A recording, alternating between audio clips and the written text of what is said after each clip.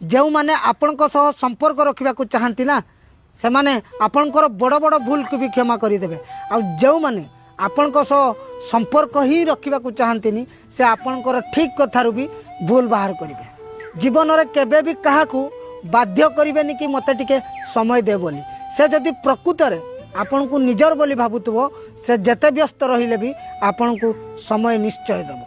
से संपर्क को सही ही छाड़ी दियो जो संपर्क कि आपण को टिके भल पाइबा आउ टिके समय पाई भिक मागिबा को पड़ुछि। मने रखंतु आम जीवन में खराब समय थरे निहाती आसीबा आवश्यक कहीं ना से खराब समय रे ही आमको जना पड़ी थाए आमर निजर किए आमर पर किए। जो संपर्क आखिरु लुह पोछिबा बदल रे आखिरे लुह भरी दिए सही संपर्क सहीट ही भांगी जिबा बहुत भल। सेतिपाई केबे भी मन दुख करिवे नाही। आउ हाँ यही 5टी कथा को आपण आपणक हृदय रे साइती रखंतु। जय जगन्नाथ।